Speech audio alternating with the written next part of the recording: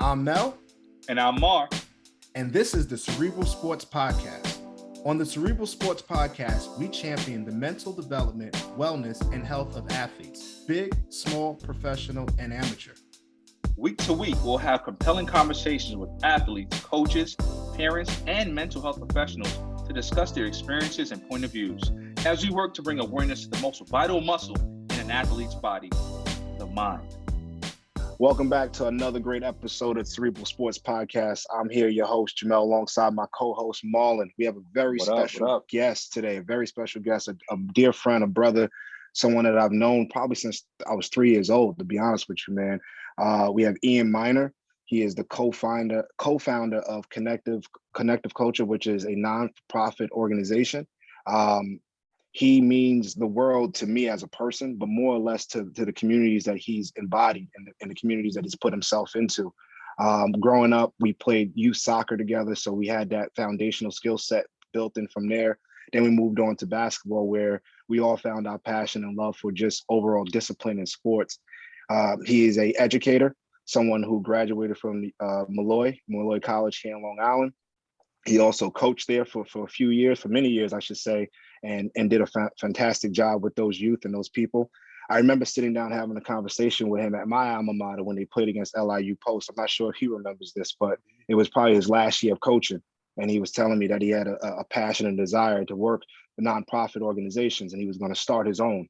And for me to kind of see him take that on and bring it to the level that it currently is in, it's a tremendous thing to see for a young man like himself continue to do great things for the community. I'm excited about his future. I'm excited to kind of touch on a few keystones of what he's about and his principles, because I think the connection between sport, academics, and just overall culture and life is a really, really impactful and powerful thing that we all should know more about. I know I left some things out there, Ian, man, but I don't want to be too long-winded with the intro, but I wanted to welcome you into our show, man. Thanks for coming aboard. Appreciate you guys having me, man. A platform such as yourself is good because I've tapped in, and you guys spotlight people that are on the front line. That's one of my monikers. I call myself Father Frontline because that's where I like to be. You know what I'm saying? I like to be where most people are not really comfortable. That's where I'm most comfortable. So I think the intro was perfect. Thank you. Awesome. So, man, I definitely, I think the intro definitely serves a little justice, but I want to kind of start from the very beginning, man. Like when it comes to, like, say, sports, right? We're going to start with sports, then we're going to connect it to, obviously education, and then go into the foundation. When it comes to sports, man, where did you start? Where did you end? And how was your journey along the way when it came to playing sports? Were you just a multi-athlete? Did you focus on one? And then what foundational skills did you pick up along the way? Well, like you said earlier, man, like I started out playing soccer, even maybe before basketball. And I excelled at soccer. When you're young, I guess you start anything early enough, you start to excel at it. But I excelled at soccer. And looking back, if it was something that I would have stayed with, I think I definitely would have been able to play at the next level, play at a high level. My mom put me down with the Rosedale Rockets, I think they were called, and I think that helped in regards to footwork and work ethic. We had a pretty good coach, and never being the best guy on that team, even though I was good, always pushed me to want to be that top 1 or 2 guy on any team that I was playing on. And so from soccer, it was crazy because I tell this story all the time, is that my jump to basketball really happened because when I would go back home to the block, or after playing soccer games, I would have them shorts on and them cleats and them shin guards, and some of my friends would cut my ass. like where you coming from? And originally, like that's what kind of pushed me into playing basketball, because I wanted to do what everybody else was doing, which is not necessarily a good thing, but at that time, you're young, you're impressionable, and so from playing soccer, I started to get into basketball, and I was just a hard worker. Like I tell my players this, like I was never that guy on any of my teams, but I was always on the team. I was always on a, I played Our Lady of Lourdes. We played St. Clair's. St. Clair's basically started where it started at. And the working hard, the defense, and like soccer taught me that, like just being able to just have a motor. Like if you play soccer, you got to have a motor. Like no matter what position you playing, and I was at a young age, they let me play different positions. So I was a goalie, I was an attacker, I was a defender. But no matter where you at on the soccer field, you running. So that prepared me to be it. When I first started playing basketball, my focus was on defense, really because I really couldn't do anything else.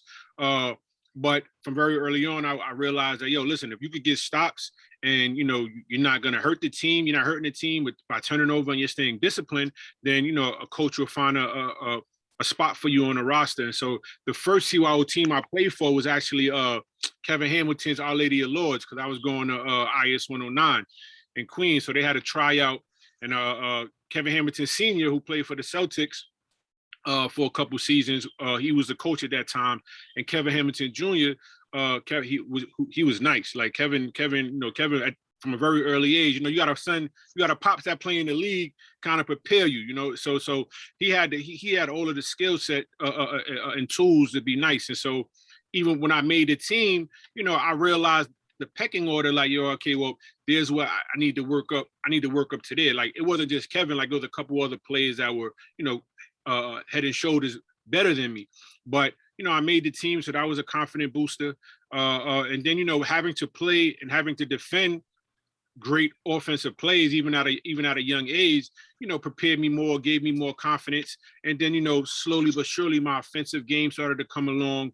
And then from Our Lady of Lourdes, I went to St. Clair's, and so that's where we all played. And one of my great friends, Greg Alexander, and I would say this: by part of my journey in basketball, part of my growth is really other players that I looked up to are responsible for that. So Greg Alexander, when we was younger, like he was heads and tails, head and shoulders way better than me as a basketball player across the board. But that was my guy. So like, it wasn't really no competition. I knew that he was better than me. And so like, I just wanted to reach the level he was at. And so like, he pushed me, to become a better player. And so I was playing, but I played the one. So I was a starter for St. Clair for the majority of my time there. Techler, Coach Tech. He was a good coach. He was a tough coach, right? Mm-hmm. He's not a coach that I don't know if kids would be able to respond to now, because he was so strict and so tough. But like, I take a lot.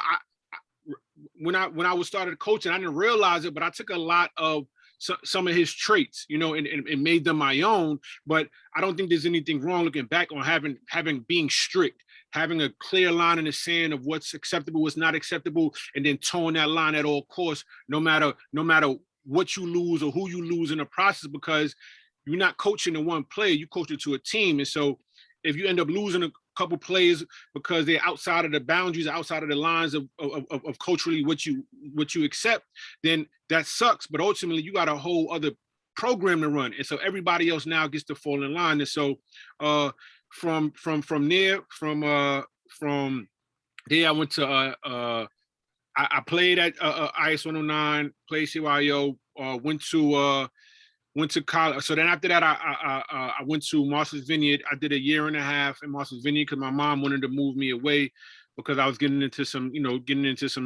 street action. One time we came home,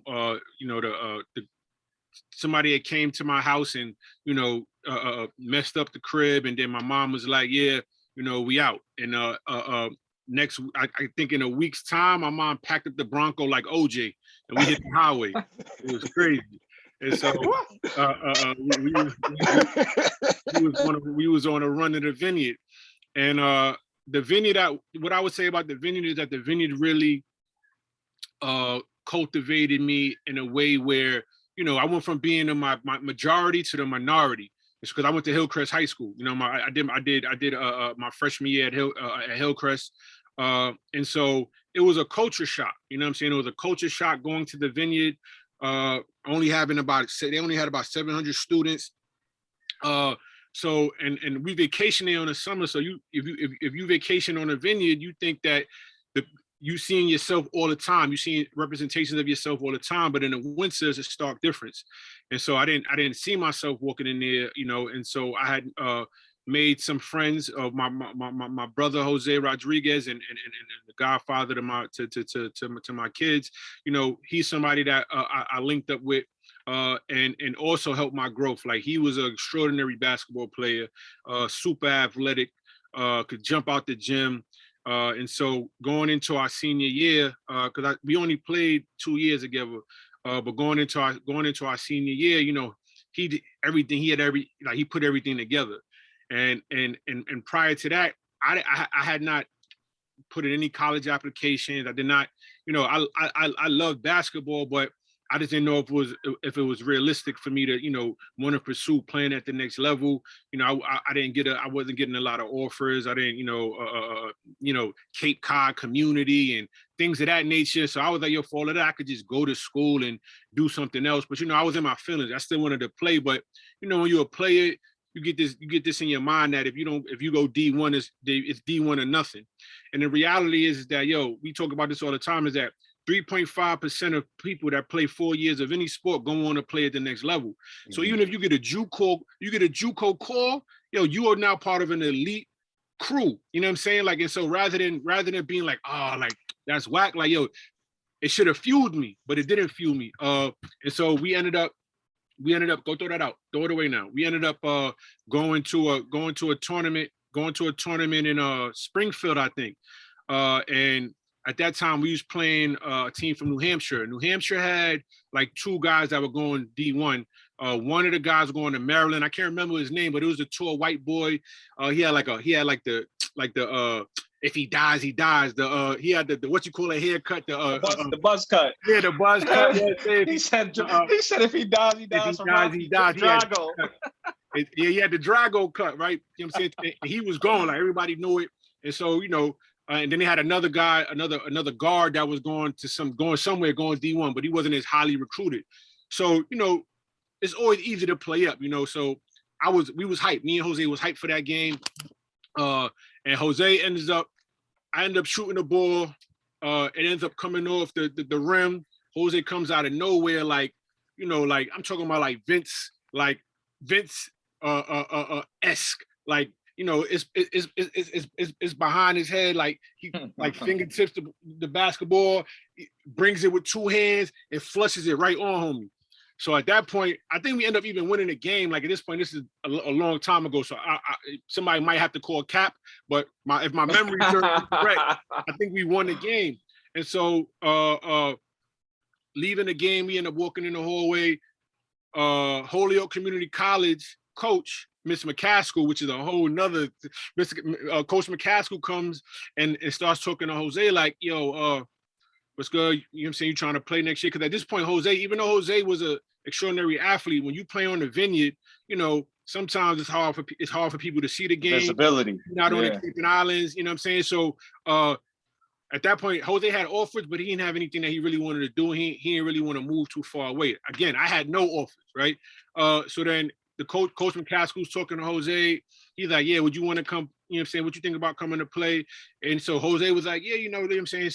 Send me the information of what you call it. I'm sitting there right next to him while he's having this conversation. So then so the coach says, what about the point guard? And so at that point, like, I was like, yeah, I would, you know what I'm saying? If my bro's gonna go there, I would most certainly be interested in going there.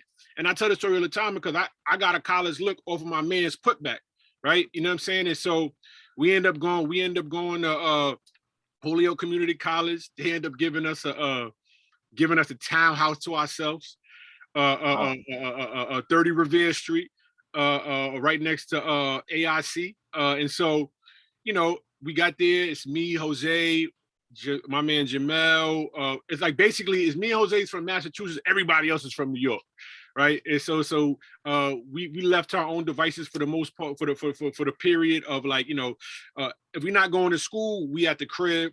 And so practice started, and then I started to see the difference in speed between high school and college, or even at the JUCO level. Started to see, you know what I'm saying, the attention to detail that is needed to be successful, you know. But the one thing that I always had, I had that motor. And so, you know, I was the point at that point I was trying to play point guard, but my man Jamel, he was just a way better point guard than me. So it wasn't even something like, you know, if I wanted to continue to play point guard, I was going to be seeing limited minutes. So, you know, I ended up getting pushed to the forward position. And I ended up blossoming because ultimately, like, I had a motor. I was averaging something like, you know, 5 offensive rebounds a game, which translates to like 6 to 8 points a game, which I tell players all the time. If you just crash 90% of the times, you'll average another 4 to 6 points. And so I say that because that's what I did, right? And so I started to work on my, you know what I'm saying, my mid-post game and whatnot, and really started to grow as a player. Got into the star lineup. I had a breakout game at AIC. I had the Mickey Mouse. I think I had a Mickey Mouse puff. So I had an afro, and so I had Julian Irvin S. You know what I'm saying, vibes. Getting, you know what I'm saying, getting buckets. Might have ended with a little double. And then, you know, like, I saw myself growing. You know, I saw myself growing. I was in the weight room. I understood. I want to say I completely understood, but I understood the difference now. Like, I wasn't fully committed to like becoming a better player because I was still caught up in, you know, wanting to chase the girls, wanting to go out, you know what I'm saying? And so that's what ended up derailing my season, because I ended up going to JCPenney's one day with my man Rev. And it was, you know, that's back when Killer Cam was having the big earrings joints, you know what I'm saying? Like, so this is before you get your student refund check. Cause you know that student refund check, you took that right to the mall, got busy, but I ain't have that yet. But I still wanted the earrings. So I see these earrings on the JCPenney table. And so like I'm just immediately, you know what I'm saying, thinking like, yo, I want those. I'm about to book them joints. So my bro Rel's like, yo, don't do it. It ain't worth it. But I'm just fiended out. I already got my outfit picked out. I already got the drip in my mind. I'm like, yo, I gotta do it, right? So I end up taking it, putting the earrings in my pocket. Bad decision. I end up walking all the way out to almost to the door. And then you know what happens after that? They're like, excuse me, you want to walk back to the store? You know me, I'm like, for what? Obviously, we all know what the reasons for. So they end up taking me back to the to, you know what I'm saying, in the area where, you know, they go over everything. And so they end up calling my coach. I end up telling them I play basketball. So they end up calling the AD. So the AD, because I played, I end up getting, I didn't get in any trouble. But when I got sent home, I had expectations of what I thought a coach should do when a player gets in trouble. And so the coach didn't come check on me, didn't holler at me, didn't do nothing. So I ended up quitting. I end up saying like, yo, this coach don't care about me. Mind you, I stole the earrings. I'm not even thinking about like him being like, yo, who does that? Like, I'm thinking about just me and my expectations of this grown man. I've never coached like that before, but I became, you know, the you know what I'm saying, the senior analyst on what someone should do when one of their players gets in trouble. So I end up not coaching and end up wasting the whole entire year based off an emotional decision that definitely could have affected the trajectory of my playing career. So I ended up not playing that year because of that decision that I made. The two bad decisions, you know, not one, stealing, and then two, not holding myself accountable and blaming somebody else because of what I thought they should have done. And then I ended up going there for another year. And then I ended up another half a year. Then one of my brothers that was there, you know what I'm saying, God rest his dead, my man JR, we played freshman year together, but he was really a football player. But you know what I'm saying, like he was just a big guy, so he was on a team. But at that time, Holyoke didn't have a football team. But the year after that, he transferred out to California. So he went to Santa Barbara City College. So that I think that the next year, he hits my line like, yo, you know what I'm saying, like, you should come out here. You could definitely make the team. So I ended up, you know, packing my bags and going to Cali. And so that was some of the, you know, outside of basketball, like basketball was good out there as well, but like that was some of the best time of my life. Like California, you can't, you know what I'm saying? Like it's love out there. You know what I'm saying? You from yeah. So you said a lot. You said a lot. I just want to kind of jump in a little bit, and I agree on the Cali tip. I just came back from there from like last week. I just came back last week. I spent the week out there. Love California. Your journey is so interesting, and the perspective that you come from now and being a leader of young people, young minds, right?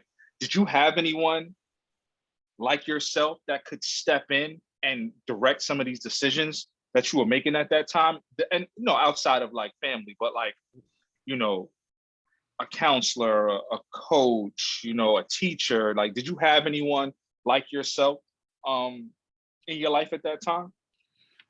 What I would say is, I think that in hindsight, I think that I had a lot of people. But sometimes, growing up, young and Black, we taught to hold things in. That's a sign of strength. And so I definitely didn't mind my own network. And so I probably missed out on a lot of gems, right? I won't say I had somebody stop doing that, please, and go throw that away. I won't say it was somebody specifically like me, but there were resources along the way that I negated to tap into.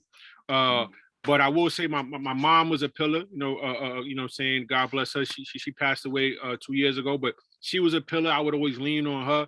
But as it pertains to like tapping in with men, I didn't really tap in with my mom. I mean, with my father, my brothers, and those are just natural resources, because I was always like, yo, y'all didn't even play. Y'all didn't even go to college, right? Like you find reasons why not to tap in with people, but also why not? Because you don't want to be vulnerable. So like you'll have a multitude of reasons. Like, yo, you ain't go to college, so why you that? But that's not the case. You don't got to go to college to be able to give somebody some information about how to move through life. You know what I'm saying? If God willing, if you've been in this world longer than me, there's something that you could teach me, right? You know what I'm saying? For sure. Part of basketball. So there were people. They couldn't deliver a message like I can deliver a message to a student athlete or to just to a young Black man in America, because I feel like I've lived a different life than my father and most people that I would have tapped into at that point. But I definitely dropped the ball as it pertains to reaching out and trying to have those conversations. One, because of pride, and two, was just because of like fear and wanting to be a man and do it all on my own. So, you have your nonprofit. You're a leader of young minds. You have your nonprofit. You're a leader of young minds. How does that experience, right? How does your experience of not leveraging, your resources, influence your motivation to want to be who you are and what you have become for like these young minds, these student athletes? How does that play a role for you? Oh, I mean, that ultimately that's the genesis, like being able to, we always say like, yo, I want to be the person that I didn't have, right? But when saying that, you also have to realize you probably could have had that. There was that person might have came and went through your life.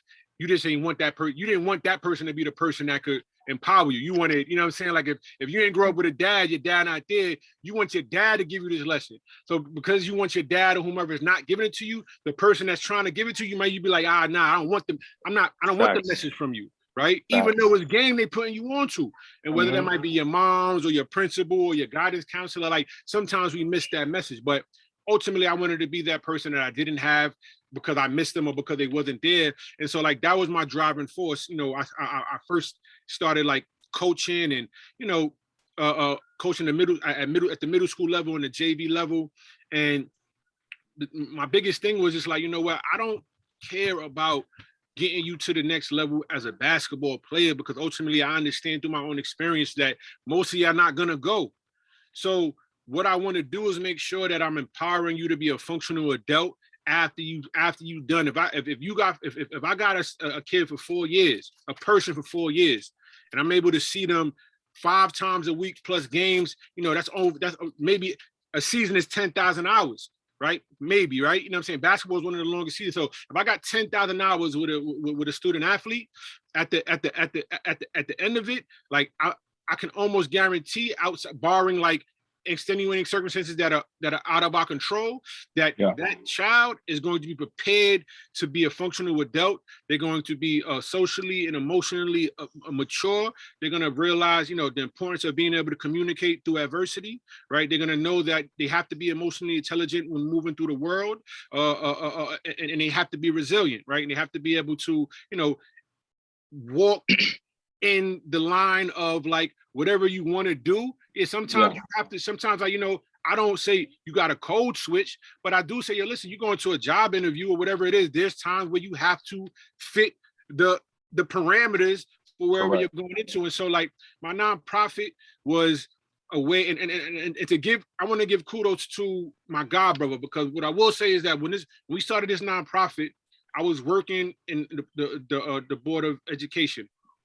And part of the reason why we started a nonprofit, because we saw a gap between, the methodology that is subscribed to these PWIs, predominantly white institutions, which are most public schools. And so we just wanted to focus on that gap of where schools just missed the mark, because schools were born and birthed in an industrial era, and they were born and birthed to make money. They wasn't really born and birthed to empower students, neither black or white. It was an imperative that had a financial end goal to it, right? So we said, you know what, like, how do we empower these kids inside the system in a way that, we're addressing the school to prison pipeline. We're addressing the over disciplinary actions that are now applied to bad behavior. And so my god brother started everything, right? He started the paperwork, he started the LLC, because at this point I'm still in my 20s, right? I'm still in my 20s. I'm running around, I'm coaching, but I'm still out here, you know what I'm saying, in the streets a little bit, still growing, still evolving, right? Like, but not necessarily have time to build out a plan for a nonprofit. I got a lot of talk about what I didn't like and what I wanted to do, but my god brother was the first one to put the pen to paper, started putting things in play. And he had a foresight in my leadership that I didn't have at that time, where he said, you know what, similar to like, if you build it, they will come, right? Like he was like, yo, listen, I know that Ian's not really prepared right now for what I see for us, right? But I'm gonna build it anyway. And so he ended up building it up, and I mean, we built it up, but he took the lead. I mean, and it got to a point to where like that season was over. He just left the ball in my hands. Let me ask you, and Mel, I know you got a bunch of things, you tap in after this too. And it's just because this organically came up. You talked about, students, preparing your students over those 10,000 hours. If you can be in the life of a student athlete for that amount of time, you can prepare them for society. You can get them ready, to be a productive human being, an adult. When did that happen for you? When did that switch flip for you? Probably when my coach gave me a chance. So like outside of my story, I you know what I'm saying, I left out that many times I got booked and bagged and arrested for bad decisions, right? So that's part of the reason why I came back home in Cali, because I ended up getting into a fight in Hollywood. And ended up doing, a little bit of time, and that kind of like started to spin my wheels, right? Because I was just like, yo, this is the longest amount of time I had to sit. That first day, the first morning, I got into a little situation because, homeboy tried to take my cot, and I already knew the proverbial what happens after you let somebody take your cot, what happens after that. So, I was just like, yo, this is not what it is, like, and prior to that, like, I kind of wore the stripes, you know what I'm saying? Like getting arrested and getting locked up, like, yeah, this make me official, but I never really had to stay for no extensive amount of time. So this time I was like, yo, nah, I'm not really built for this. You know what I'm saying? I'm not really built to be, because jails are animal zoos, right? Wild animals don't belong in zoos, right? That's a man-made construct that we created to generate revenue, just like jails. And so like that was my time to be able to really sit and be like, damn, like this is not what it is. So it kind of, I would say that it initially snapped when I went to an open workout in Malloy. When I came back home. At this point in time, I work in construction. I'm a personal trainer, and so I don't got any kids yet. I'm just working because I want to get to the bread. I want to have fun, but you know what I'm saying? I got a little crib. I'm living out with my bros, so I got to pay rent. So I got responsibilities, but I'm still irresponsible. I got responsibilities that I know. I like that one. I like that one. We got to coin that one. So my cousin at the time was going doing her master's at Malloy. She was like, yo, they doing an open run. You should pull up. At that point, I was like, at this point in time, like, you know, I think I'm 23, 20, like my game as it pertains to basketball, like it started to come together, right? Like I started to be able to really do what I want to do on the court. Like I'm not saying I'm head and shoulders above everybody, but like where my basketball game was at this point, like I'm moving into the realm of eliteness as it pertains to like, if I touch out on the court, I'm gonna go get a bucket and I'm gonna go stop somebody, right? Like I can stop somebody and go get a bucket and I don't care what park, I don't care what tournament I'm at, like I'm confident in that. So I pull up, you know what I'm saying? I pull up to the Malloy workout and I do my thing. And at the end of it, you know, Coach Marquardt, which is, you know, somebody that's pivotal and very important in my life. And I always say that he took a chance on me. You know, I was honest. I told him, you know, I got arrested at Cali. And that's why, you know, that's why I was back here. And, you know, I had other extenuating circumstances that, you know, which led me out of school the first time. And basically he was like, yo, listen, are you on that? In his words, are you on that kind of time still? You know what I'm saying? He's like, because we're making an investment right now, like, you know, and I was like, yo, listen, you give me this opportunity. Yo, I'm on the straight and narrow, man. You know what I mean? Like, you know, and that's what it was. Like, it was him giving me the opportunity to be like, yo, listen, I'm taking a chance on you. Like, I never met this man a day in my life. You know what I'm saying? Like, he didn't know me from a hole in the wall.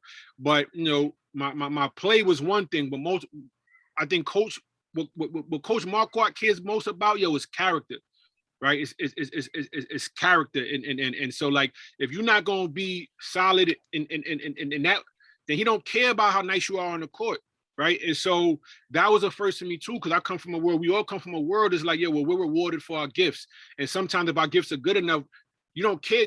Nobody cares about our faults, or nobody cares to tell us that we need to check in about our faults because they're so busy praising us for our accolades. And so, Coach was one of the first people that was like, "Yo, listen, I care about your faults as it pertains to what you do moving forward. I'm not going to hold you to that, but my expectations are this." And I didn't have a stellar career at Malloy, but I always work hard. And you know, I had some breakout games and whatnot, but I was injury prone at that time. Like, but you know, coach, you know, him and giving me an opportunity, realizing that, you know, if I jammed him up, if I made a bad decision, it would jam him up. It would make him look crazy, right? Yeah. And it's ill because I say this all the time because people, as a black man, I've been given the most, me personally, I can't speak to nobody else. I've been given the most opportunities and second chances, not from my community, not from people in my community. It's been from people outside, right? Like Coach Marquardt is a white man, right? You know what I'm saying? Like, and he took a chance on me, and a lot of the people who've taken chances on me haven't been successful black men. Not to say that had given an opportunity, they wouldn't have. But from my experience, you know, people always talk about, you know, people need to give back more. But we don't talk about the elitism in the black community. We don't talk about how like nepotism is real across the board. There's no nepotism is colorless. Like elitism may be based on a European European basis, but everybody in America subscribes to that, right? And so being on the vineyard is what I learned is that just because you black don't mean black people gonna hold you down. And so all skin folk ain't kin folk. That's a fact. And I learned that when I started a nonprofit, because I thought that, listen, here I am, somebody who's been marred with adversity in their life. Most of it, you know, self-inflicted. But I've come to this place in my life where I want to do something to give back.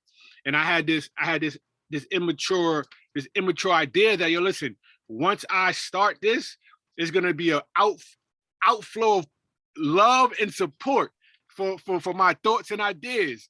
And it wasn't like that, right? It wasn't like that. And they say with any business, you coming out of pocket for the first 5 years anyway. But you know, I had this expectation that everybody who was riding my wave, because let's be clear, I call them weeches. Those is wave leeches, right? You know what I'm saying? Where they just be around you so that they could eat off of the love that you get, right? Mm-hmm. And a lot of people in my life did that. People who are millionaires would, you know what I'm saying, would be around me. People who are way more financially successful than me would be on and around me because the energy that I have. You can't, you know what I'm saying? Energy is currency. That's what I tell kids. Like, if it pertains to energy, I've been a millionaire, right? I've been wealthy.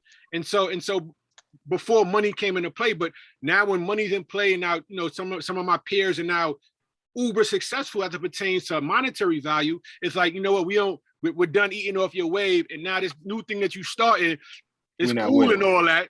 Yeah, but you know, we're gonna put our bread to it.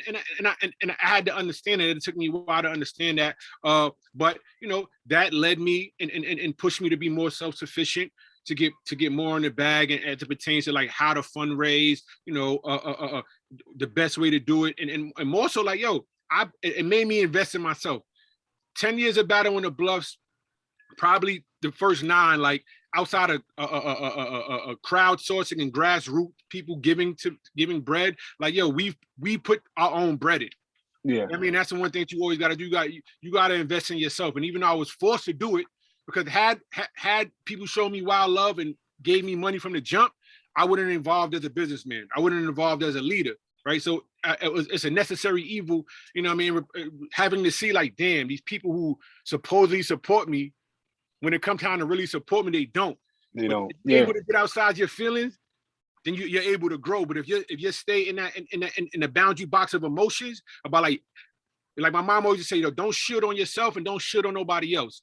And so rather than be like, yo, this person should give back because I did this for them, this person, I was shitting on myself maybe the first 3 years. And then after that, I was like, yo, we just gotta focus on ourselves. I just gotta focus on me and getting the job done. If I want to do an event every year, make it annual, then I'm gonna make it happen.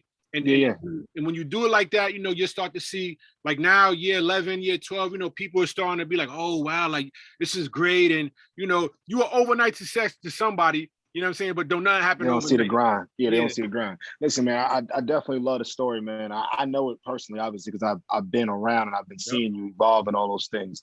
Some things I didn't know, but the one thing I definitely want you to kind of touch on is pertaining to what Marlon had said right before, your pillars, right? Where do they come from? Like, explain, you went through each of them, but I don't think you really set it up in the way. And then like, I want you to tell the people how you put these pillars to work within your nonprofit, right? The nonprofit is a phenomenal thing. And I think when it comes to financial gain and people putting their money kind of where their mouth is, that's when you always kind of see people stutter, right? Or freeze. They don't want it, they don't know. But the end of the day, the reason why you're doing it, it's countless people being able to change their lives. For people who've never been to Martha's Vineyard, just going to that place, it's life-changing. Yep. So you do that on top of the stuff that you do now, like with the whole entire growth thing, the conversation pieces, the events that you have on top of the games. I do know that's priceless. So I know that it's going to continue to grow, but I want you to just tell these people what exactly these pillars are, the 4 pillars that you have, and where did they come from? I mean, I would say they come from like just my experience, your experiences, the experiences of people that are no longer here. You know, loved ones that are behind the wall. And so it's like, all right, well, how do we synthesize a message so that in a sound bite, so it's retainable, right? And so when you're dealing with youth, the one thing that I always try to do, I try to synthesize messages, because I know every 7 seconds I lose them, right? And they got to snap back in. And so our 3 pillars for me is how you live a long, successful life, right? And so, because all of the pillars are based on my experience and your experience in the world at large. So like emotional intelligence, right? How many times have we mess up or put ourselves in a bad situation because we acted instinctually emotionally, right? How many times you watch the news and we know that, you know, some of this gun violence, some of this drill music, some of this, you know, capping on the gram is an emotional reaction, right? And, you know, somebody say something to you, you get in your emotions, you instinctually act, right? We all know that in that 30 seconds or in that 10 seconds, your life could change, right? We know that, we live that, right? And so it's like, we can apply it to basketball, right? And then, but ultimately, if I apply it to basketball, then it pertains to their life outside of the courts. And so communication through adversity, like, yo, emotional intelligence, those are kind of like, they kind of lend themselves to each other because I got to be able to talk. I got to be able to communicate, right? So even for basketball, like my last year at Malloy, when we won the championship, right? First championship in our school history. Being able to communicate through adversity is something that I planned adversity through training camp, right? So we had to do a 5-minute mile. Bang. Beginning of the season, you got to do something that most people don't ask no teams to do, especially after having a whole summer to probably do what you ain't supposed to be doing. Bang. 5-minute mile, right smack dab in adversity, because I expect them to fail. I expected most of them to fail, and they did. Right. And so, all right, after you fail, let's talk about it. Right. Why don't you think you made the 5-minute mile? We all know, I know the answer, but I want to hear you say it, right? Because you didn't prepare. Right. And so if you can't hold yourself accountable, right, to me, I know you're not gonna hold yourself accountable to you. And so, like, here's a building block for success for the season, right? Being able to communicate through adversity is also like, yo, holding yourself accountable is like, yo, having that self-conversation with yourself, like, yo, I didn't get it done. Or on a timeout, yo, listen, bro, I understand I smoked that layup, but like, yo, talk to me. Talk to me differently, right? Like, I don't respond well to you being like, oh, you smoked the layup. Come on, you ass. Some players respond to that, right? Some players are gonna give you another 12 buckets after you bark at them. Some players are gonna shrink, right? And so the player who's the leader has to be able to communicate through adversity and hear. Listening is communication, right? So if I tell you, listen, bro, this don't work for me, you can't take it personal. Right. But I also, as a player, got to be comfortable telling you, like, yo, listen, it's a tough conversation to tell the person who has the most social capital, which is the captain or the best player on the team. Yo, listen, bro, I understand, like, you want the best from me, but the way you're trying to get it doesn't work for me. Most adults don't want to have tough conversations, right? So trying to teach that to youth is important, right? So communicating through adversity, resilience, right, and hyper focus. Hyperfocus is something that if you have ADHD, it can be, it's like if you take that, if you're taking the medicine, sometimes like Adderall, like you're locked in, but that's something you could train your brain to do, right? And so I train my student athlete's brain to say, you know what, if it's a timeout and I got a full timeout, you need to be able to be hyper-focused for that minute, because I could be telling you what's going to save us or what's going to win the game. Hyper-focus is you being able to lock in to pertinent information that's going to lead to your success, but more importantly, so that you can also put your people on. I got to be locked into this information because it's going to affect me, but also I know my man is in la la land, right? Gotcha. Somebody got to be a leader, right? And so hyper focus is ultimately important as it pertains to success and leadership building. Got you. And that's a big thing. Like Marlon always says every show, like that's what this podcast is really about, right? We're about trying to connect the mental half of everything, mental half of sports, mental half of life, and really be able to apply those things that we learn through sports or that we deal with every day to try to become the better person that we can possibly be. Yep. With nonprofit, man, it seems like you are on the right track. Can you give us or shed a little light more about what the overall game plan is for the nonprofit? I know you said your god brother was the one that put the pen to paper, but can you give the people just an overall scope of what it is that you're doing and how we're going to accomplish it? Well, I mean, ultimately, what we all have to realize too, let me be very clear about, like, nonprofits now are similar to like churches back, 10 years ago. Like, it's a good business model, right? And so if you have a big enough network, you have a business model that has capital, emotional capital already ready to be invested, more so in churches because it's faith-based. But even still, if you're talking about you want to save lives, there are people who, if they'll support you. And so, like, the business model of the nonprofit has kind of skewed, the nonprofits who really just want to do the work, right? Because some nonprofits come in, like, for instance, Jeffrey Canada, Harlem Children's Zone. That's a nonprofit that's already been scaled because it had that came in during the Obama administration, right? And so, not to say that they don't do good, they haven't changed lives, right? But ultimately, when you have a nonprofit, you get a grant, right? And so if I get a grant from an outside entity, in order for me to re-up on that grant money or just to make good on that grant, I have to meet these points, right?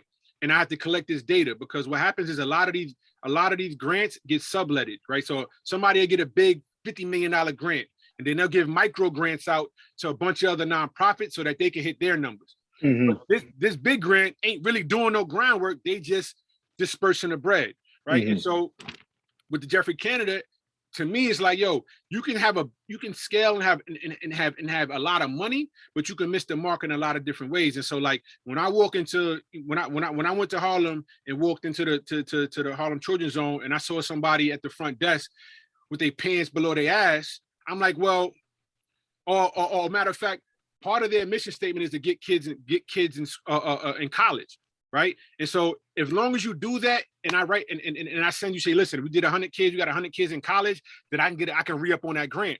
But what happens is that there's no data collected on how many of those kids stay in college, right?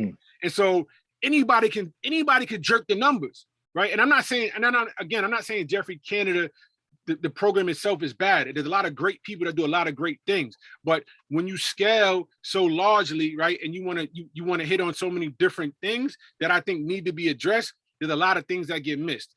And so, for me, personally, the idea is, one, I want to teach kids how to be functional adults, but two, I want to teach kids how to be entrepreneurs, right? Having a nonprofit, you're an entrepreneur, right? And how do you do it? LLC, like what, like how do you file for your 501(c)(3)? You know, all of these things that I didn't know, that if it wasn't for James, you know, I would still be struggling. And so for me, I didn't even, it's ill, because when I first said start a nonprofit, my man was like, yo, nonprofit, that means you ain't getting no bread. Yeah. You starting a business that ain't gonna bring you no bread. And I was like, yeah, like that is what it means, don't it? But again, like I said, the energy is money. So I know that, I know that I'm doing God's work, and I know that I'm blessed to do it. Like I got a message, and I got a way to deliver the message that has been crafted, because I've been blessed to live 38 years. And I say blessed because there ain't no mistakes. You know what I'm saying? Like we when we was in Springfield, we coming home from a party, we got shot at, bang, drive by, bullet right next to the door. Like, it's been many a times where scenarios like that has happened. And so it's allowed me to, but God has decided that, I am doing what I'm supposed to be doing. Oh, and that's what I want to say too, my fault. We think that, I know I'm jumping around, but this is important.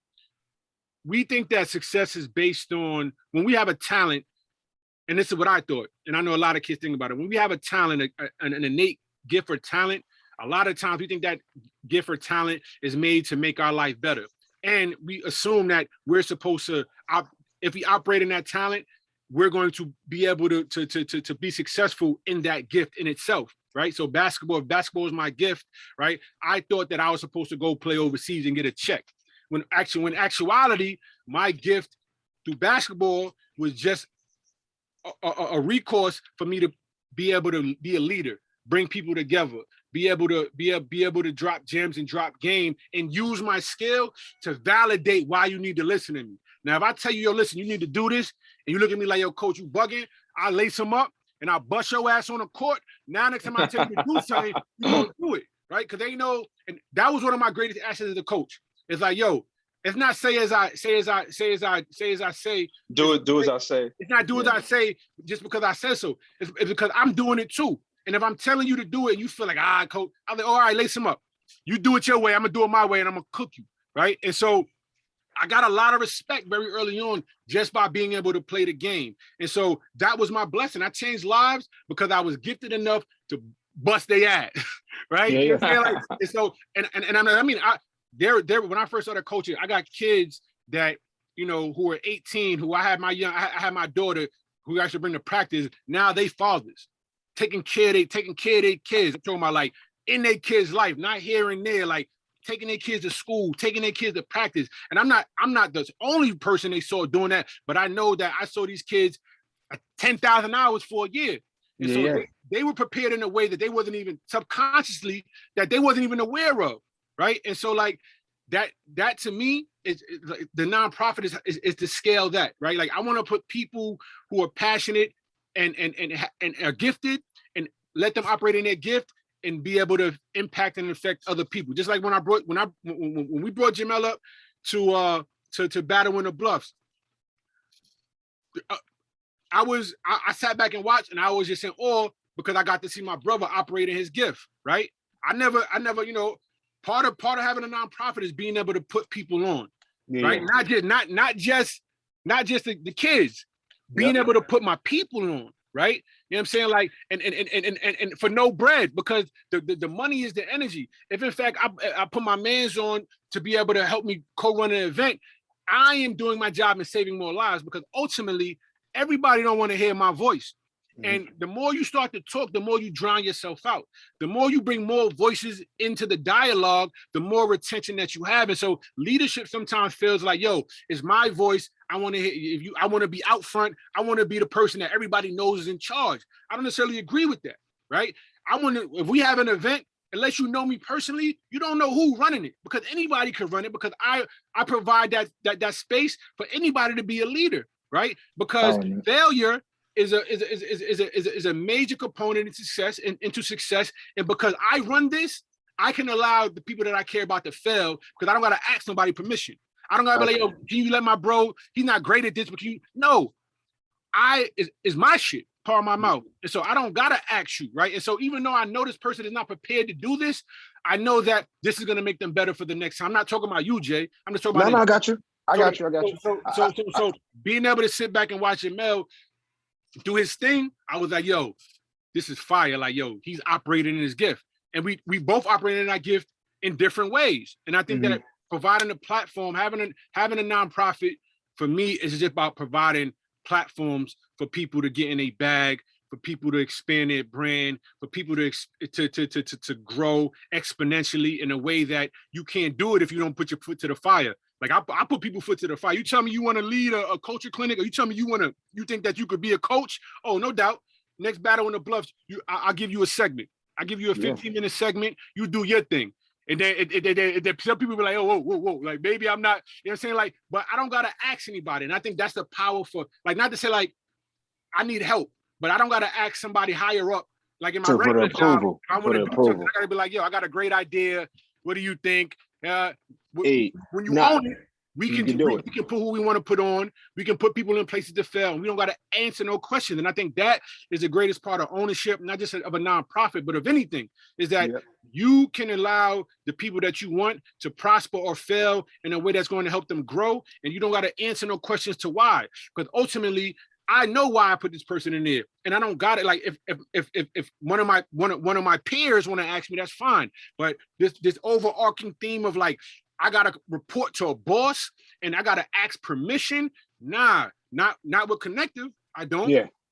I can ask for help and support, but I don't gotta go to knock on nobody's door and be like, oh, please, can we make this happen? You know, this person is really special. And I've done that, and I do that still with my regular job. Oh, yo, I think this person to be great. But and it's a constant reminder, like, yo, at least I gotta do this now. And so I can do that. Opportunities, I don't gotta do it when I'm in my bag, right? Gotcha. And so that's the goal, is that for me to never have to do it again, for me to just be able to provide opportunities, and then be able to have, you know what I'm saying, God or the universe provide me financially to be able to do that, right? I don't think that, you know, there's no monetary value in regards to being successful. I think a lot of teens and a lot of kids and myself put a dollar sign on success.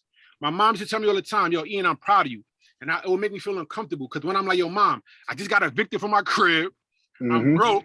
You know what I'm saying? Like, you know, but she was proud that I wasn't letting it break me. She was proud that I wasn't out here throwing a mask on, running down on people. But we don't get that, right? Because that is an admirable and honorable thing to continue to push through. And push through adversity. They don't hear that message because they're like, yo, I gotta make a certain amount of money. That equates to success. But there's plenty of people that are rich that are scumbags. That don't do half of the work that we do on the front line. And so, like, we have to make sure that we telling kids, like, that money is not the ultimate goal, right? You know what I'm saying? It's like, how many people can you impact? How many lives can you change? That to me is why it don't matter how much bread I make. I'm already a millionaire. When I walk into the spot, when I walk into any spot, I'm that guy. Not because for no other reason, because I know the work that I do, and my energy proceeds and speaks for me, right? And so it don't matter how much what my bank account say. Yeah. Let me ask you this more real quick. Go ahead. Well, where can people continue to follow and get information about your nonprofit? Like people that want to donate, people that want to kind of give money to. What are your handles, and where can we kind of get more information? So the website is connectiveinc.org. The Instagram is Connective Inc.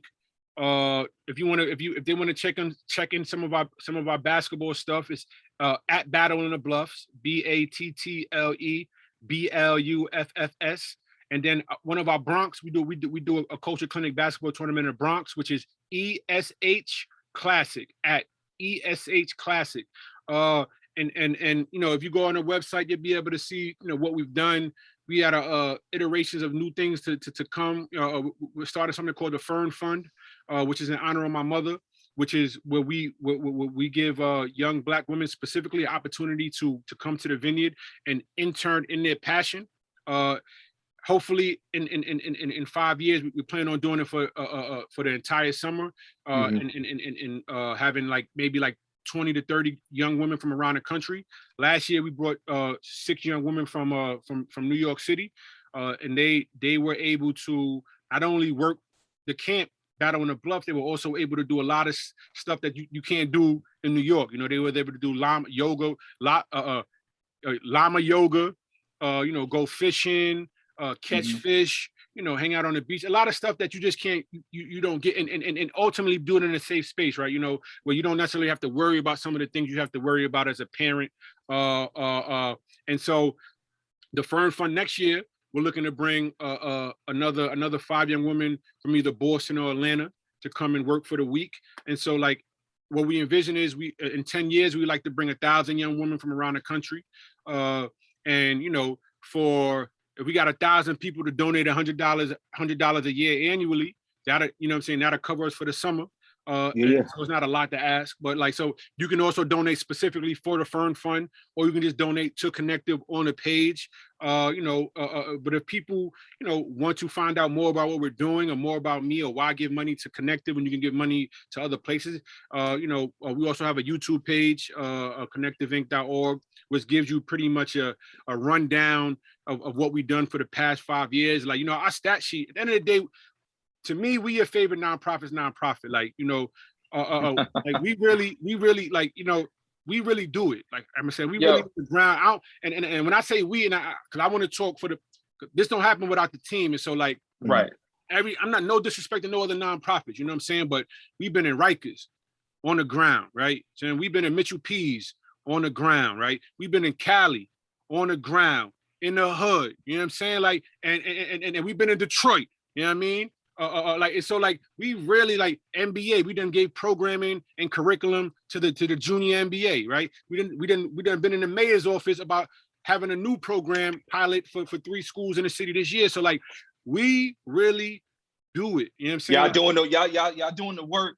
Y'all doing the work, and salute to that. And this has been a profound experience with chatting with you today. Educational, inspiring. And I'm glad that Mel booked you. And I know we got a wrap. We got a hard stop.